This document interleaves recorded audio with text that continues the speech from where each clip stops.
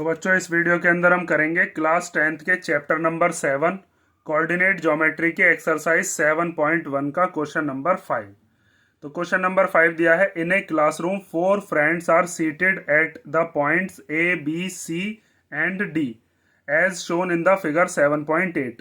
किसी क्लासरूम के अंदर 4 बच्चे बैठे हुए हैं, 4 दोस्त हैं, और वो किस तरीके से बैठे हुए हैं उनकी पोजीशन के पॉइंट्स हमें बताए हैं ए बी सी और डी।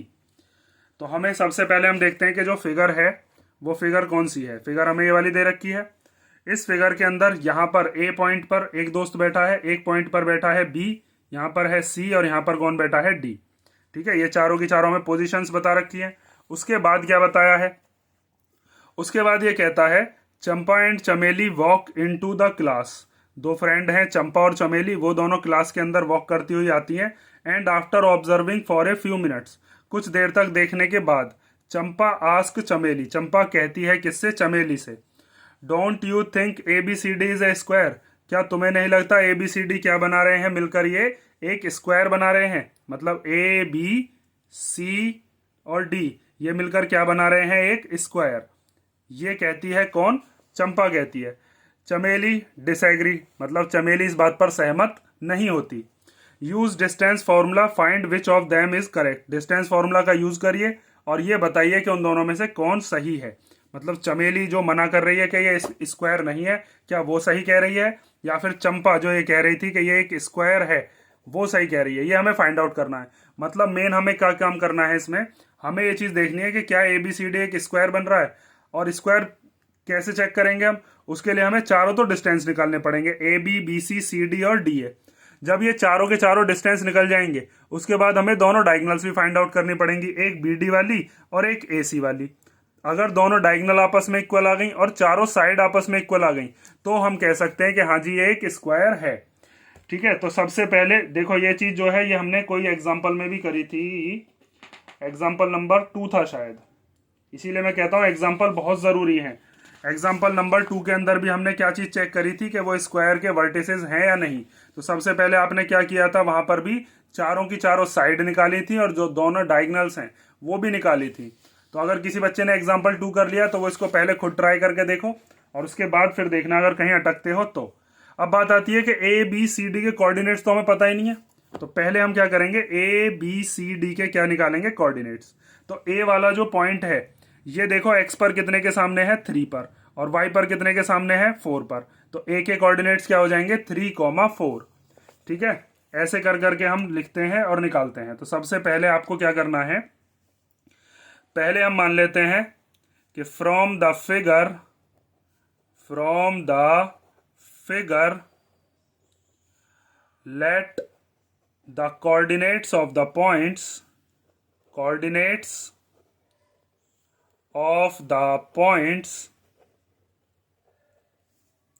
और वो कौन कौन से पॉइंट्स हैं।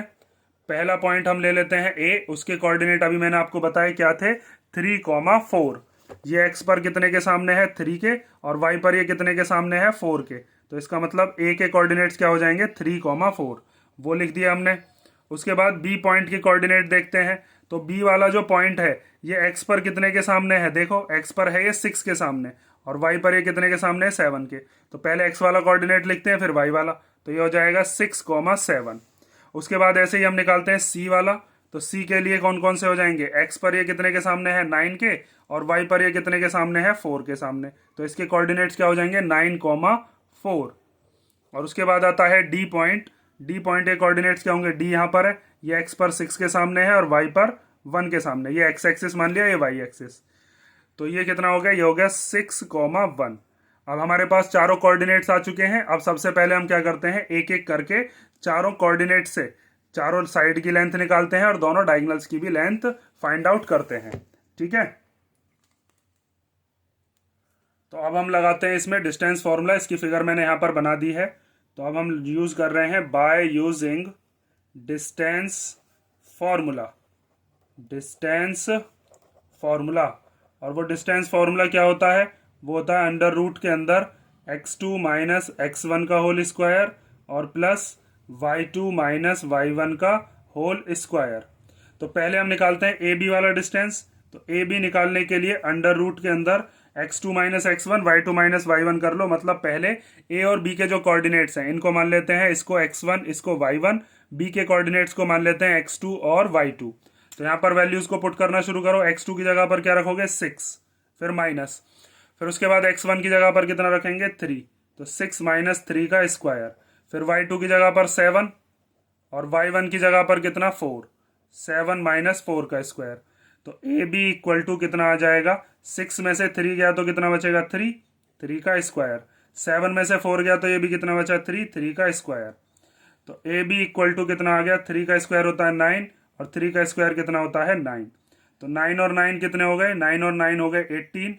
18 क्या फैक्टर कर सकते हो, फैक्टर करके जब इसको आप लिखोगे तो इसको हम लिख सकते हैं 2 इंटू 3 इंटू 3, 2 3 जा 6, 6 3 जा 18। इसमें 3 के पेयर बन गए तो 3 तो बाहर आ जाएगा, 2 जो है वो अकेला अंदर रह जाएगा। तो ए बी की वैल्यू कितनी आ गई 3√2। ठीक है, जैसे ए बी की वैल्यू आ गई है, अब हम किसकी वैल्यू निकालेंगे, अब हम निकालते हैं बी सी की वैल्यू। तो जब हम बी सी निकालेंगे तो बी सी के लिए हमारा x1 y1 क्या मान लेते हैं हम, ये जो b के कोऑर्डिनेट्स हैं इनको मान लिया x1 y1 और c वाले के मान लिया x2 y2, क्योंकि हम b और c वाला जो लाइन है वो निकाल रहे हैं। a b तो हमने निकाल दी, अब हम कौन सी निकाल रहे हैं, अब हम निकाल रहे हैं bc। तो bc equal to under root x2 की जगह पर क्या रखेंगे 9, फिर माइनस x1 की जगह पर क्या रखेंगे 6 और इसका स्क्वायर, फिर उसके बाद y2 की जगह पर कितना रखेंगे 4 और y1 की जगह पर कितना रखेंगे 7 और इसका स्क्वायर। अब उसके बाद आता है कि 9 में से 6 गया तो कितना बचेगा 3, 3 का स्क्वायर कर दिया, और उसके बाद 4 में से 7 गए तो कितने बचे माइनस का 3, इसका स्क्वायर। और बी सी इक्वल टू कितना आ गया 3 का स्क्वायर होता है 9 और माइनस 3 का स्क्वायर करेंगे तो वो भी 9 ही आएगा। तो ये कितना आ गया अंडर रूट 18, मतलब ये भी इसके जैसी आ गई। तो बी सी को भी आप क्या लिख सकते हो, अंडर रूट के अंदर 2 इंटू 3 इंटू 3। तो बी सी इक्वल टू आ गई अपने पास 3√2। ठीक है, दो साइड हमारे पास निकल चुकी है, ए बी निकल गई, बी सी निकल गई। अब हम क्या निकालते हैं, अब हम निकालते हैं सी डी वाली लेंथ। तो सी डी वाली लेंथ को अब देखिए, अब आप ध्यान से। तो सी डी वाली लेंथ के लिए हम क्या काम करते हैं, सी वाले जो पॉइंट्स हैं उनको ले लेते हैं x1 y1 और डी वाले जो हैं उनको हम ले लेते हैं x2 y2। अब यहाँ पर हम निकालने वाले हैं सी डी वाली लेंथ। तो C D equal to under root x2 की जगह पर क्या रखेंगे इस बार 6 और फिर माइनस x1 की जगह पर क्या रखेंगे 9, 6 माइनस 9 का स्क्वायर। फिर उसके बाद y2 माइनस y1, y2 की जगह पर कितना आ गया 1 और फिर y1 की जगह पर कितना आ गया 4, इसका स्क्वायर।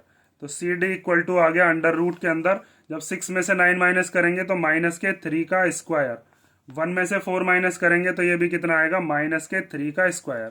माइनस 3 का जब स्क्वायर करेंगे तो कितना आएगा, प्लस का ही 9 आएगा। तो ये आ गया अंडर रूट 9 प्लस 9, मतलब ये भी आ गया हमारे पास अंडर रूट 18। और अंडर रूट 18 को हम क्या लिख सकते हैं, अभी हमने पीछे निकाला भी है 3√2। तो यहाँ पर आप लिख दो इसकी वैल्यू 3√2।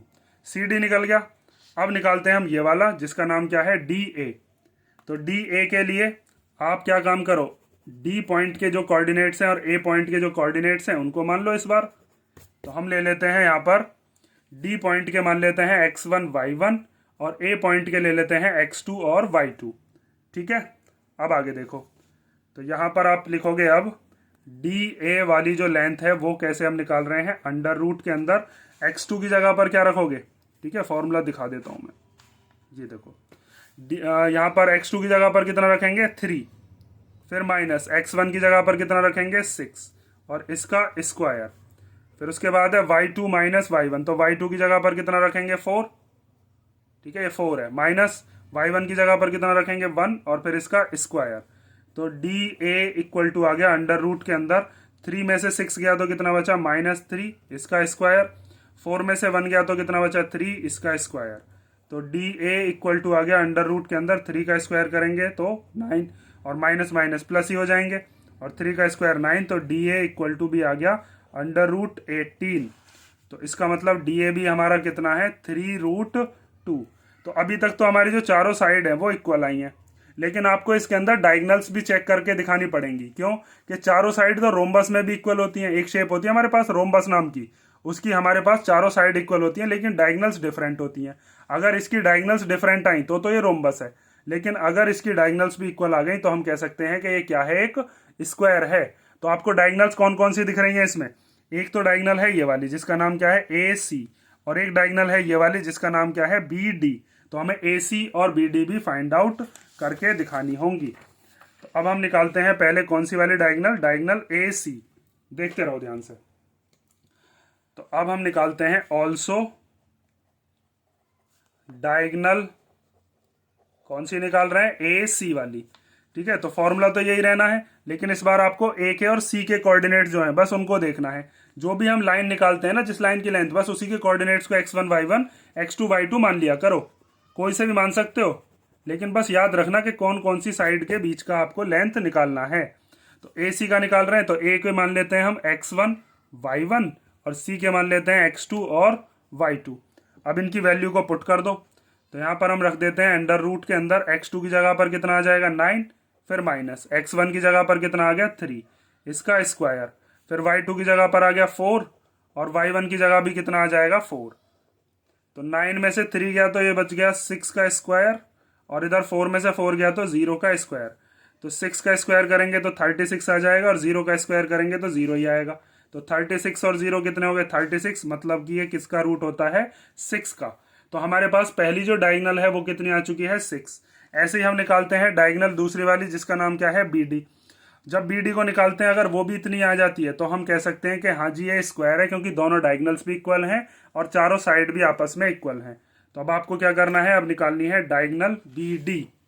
तो यहाँ पर हम निकालते हैं डायगनल BD वाली।